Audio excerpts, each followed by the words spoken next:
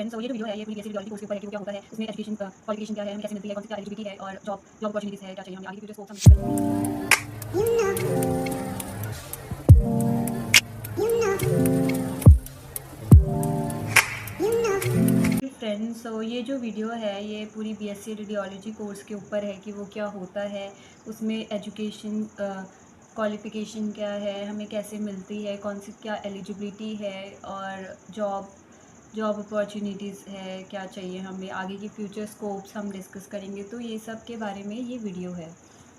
So if you like this video you can please like, subscribe and share this video to aware people about the course BSc Radiology. Okay, so let's start. So BSc Radiology क्या है? BSc Radiology एक ऐसा course है जिसमें हम पढ़ते हैं machines के बारे में, इमेजिंग मोडालिटीज़ के बारे में कि कैसे स्कैन किया जाता है एक बॉडी को, इंटरनल स्ट्रक्चर्स को, ताकि हम बीमारियों का पता लगा सकें। ठीक है, अर्ली डिटेक्शन भी होते हैं इनकी हेल्प से। ठीक है, तो इसमें लाइक एक्सरेज आता है हमारा, सीटी आता है, एमआरआई आता है, मेमोग्राफी आता है हमारे, और न्यूक्लियर मेडिसिन्स के भी कुछ मशीनें हैं जो कि हमें कीमोथेरेपी के लिए यूज़ करते हैं हम, तो वो सब भी आता है इसमें, पेट स्कैन, स्पेक्ट स्कैन। तो ये सब चीज़ों के बारे में हम यहाँ पे पढ़ते हैं, मतलब उसके इक्विपमेंट्स पढ़ते हैं, उनके वर्किंग प्रिंसिपल्स पढ़ते हैं, एवरीथिंग रिलेटेड। आते हैं कि इसमें हमने क्या क्या, पहले तो इस कोर्स में हमें क्या क्या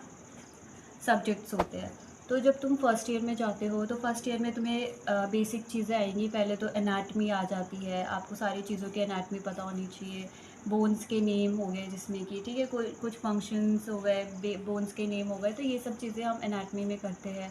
इसमें हमारे माइक्रोबायोलॉजी एंड पैथोलॉजी सब कुछ हम मतलब इसमें पढ़ते हैं। और हम बेसिक फ़िज़िक्स भी पढ़ते हैं इसमें। फ़िज़िक्स का नाम सुन के आई नो कि सबको लगता है कि हाँ फ़िज़िक्स हमसे नहीं हो पाती, बट इसमें जो फ़िज़िक्स है वो एक बहुत कम अमाउंट में यूज़ होती है। हम उसको डीपली नहीं पढ़ते, जस्ट थोड़े बहुत बेसिक्स होते हैं तो वो आपसे हो जाता है।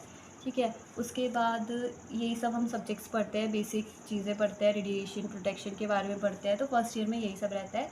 जब ये होने के बाद आपके आगे सेमेस्टर्स में आपका सारा रेडियोलॉजी से रिलेटेड होता है। फिर आपकी मशीन्स के बारे में आप पढ़ने लग जाते हो, उनके क्या इक्विपमेंट्स होते हैं, क्या वर्किंग होती है, तो ये सब आप इसमें पढ़ते हो। Now let's talk about the eligibility. So सबसे पहले अगर आप एक साइंस स्टूडेंट हो तो आप इसके लिए एलिजिबल हो। मतलब इस कोर्स के लिए आपको साइंस स्ट्रीम रिक्वायर्ड होती है। लाइक आप पीसीएम भी ले सकते हो, पीसीबी भी ले सकते हो। इसमें आपको मैथ्स वाले बच्चे भी इसको कोर्स को कर सकते हैं, सिर्फ बायोलॉजी वाले ही नहीं, मैथ्स वाले भी कर सकते हैं। एक है इसकी एलिजिबिलिटी। सो अब हम बात करेंगे कि हम एडमिशन्स कैसे लें कॉलेजेस में अगर हमें ये कोर्स करना है तो सबसे पहले हमारे पास दो ऑप्शन होते हैं। एक आता है हमारे पास प्राइवेट, एक आता है हमारे पास गवर्नमेंट।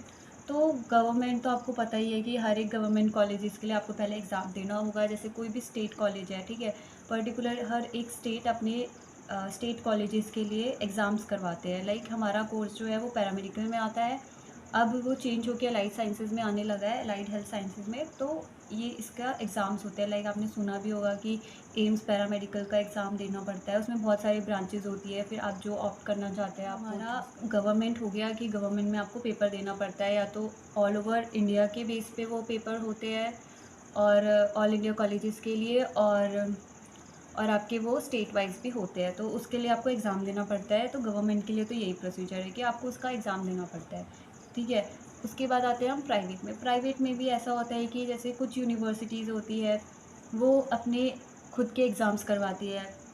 लाइक आपको किसी में भी एडमिशन लेना है तो आप उसमें आपको उसका एंट्रेंस एग्ज़ाम देना पड़ेगा। अगर आपने उसको क्वालिफाई किया है तो आप उसके लिए एलिजिबल हो जाते हो। ठीक है, और कुछ प्राइवेट कॉलेजेस ऐसे भी होते हैं कि जो आपको 12th के बेस पे भी रख लेते हैं, और कुछ होते हैं जो डायरेक्ट एडमिशन्स भी करवा देते हैं, तो आप डायरेक्ट एडमिशन भी ले सकते हैं। बट ये कुछ कॉलेजेस में होता है, मतलब हर एक प्राइवेट यूनिवर्सिटीज़ का अपना अपना रूल होता है, तो उसके अकॉर्डिंग होता है सब। ये थी हमारी एडमिशन कैसे हम ले उसके बारे में। ठीक है, अब आते हैं हम कि इसके सैलरी क्या होती है। सबसे पहले हम सैलरी, क्योंकि जब भी हम कोई कोर्स करते हैं तो हमें सबसे ज़्यादा यही दिमाग में आता है कि हमारी क्या सैलरी होगी, है ना, सब कुछ।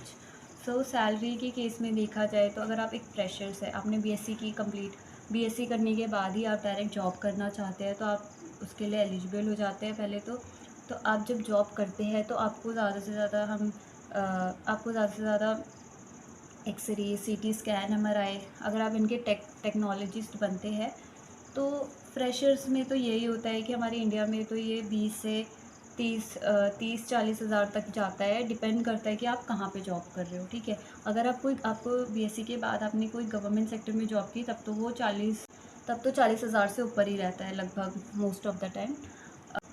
पर जब आप किसी भी प्राइवेट हॉस्पिटल्स में कर रहे हो या फिर कोई भी डायग्नोस्टिक सेंटर में कर रहे हो तो ये डिपेंड होता है कि वो कितने सैलरीज़ पे रखते हैं। मतलब ये स्टार्ट हो जाती है लाइक 20,000 से प्लस, ठीक है। 20,000, 30,000, 40,000, ये डिपेंड करता है कौन सा हॉस्पिटल है। तो ऐसे ही आपकी एज अ फ्रेशर तो यही होते हैं। उसके बाद आपकी जैसे जैसे आप उस कोर्स में आप उस लाइन में अच्छे होते जाओगे वैसे वैसे आपको सैलरी भी उतने बेस पे देते जाएंगे, ठीक है। तो जितने जितने आप इम्प्रूव करोगे उतना उतना आपको सैलरी दे देंगे। उसके बाद आती है हमारी बात कि फ्यूचर स्कोप्स क्या होते हैं। तो फ्यूचर स्कोप में जैसे मैंने बोला कि आपने बीएससी के बाद जॉब की तो आपको सैलरी इतनी मिलेगी। बट अगर आप एमएससी करते हो आफ्टर बीएससी, आपने एमएससी किया तो एमएससी करने से हमारे पास एक और स्कोप आ जाता है, वो होता है हमारा टीचिंग का। उसको अगर जॉब नहीं करनी हॉस्पिटल्स में या कुछ तो वो टीचिंग में भी जा सकता है। उसको वो यूनिवर्सिटीज़ में पढ़ा सकता है, कॉलेजेस में पढ़ा सकता है, एमएससी करके एज ए असिस्टेंट प्रोफेसर के पोस्ट पे उसको जॉब मिल जाती है। तो आपके पास फ्यूचर स्कोप में एक तो ये हो गया कि पहले आप बीएससी करके डायरेक्ट जॉब कर सकते हो। उसके बाद आपका एमएससी करके आप टीचिंग में भी जा सकते हो। और अगर आप और पढ़ना चाहो तो आप पीएचडी करने के बाद आप रिसर्च भी कर सकते हो। तो ये सब आपके ऊपर है कि आप कितने उस लाइन में आप कितना आगे बढ़ रहे हो, कितना इम्प्रूव कर रहे हो, तो वो सारा उस पर डिपेंड होता है, ठीक है। तो मैंने बता दिया कि क्या बीएससी रेडियोलॉजी होता है, उसके क्या स्कोप होते हैं और उसकी क्या एलिजिबिलिटी होती है और एडमिशन्स कैसे लें। और हाँ, ये कोर्स मैंने स्टार्टिंग में नहीं बोला, बट ये जो कोर्स होता है ये हमारे 3 से 4 साल का होता है। मतलब कुछ कॉलेजेस में ये 3 साल का होता है, कुछ कॉलेजेस में ये 4 साल का होता है।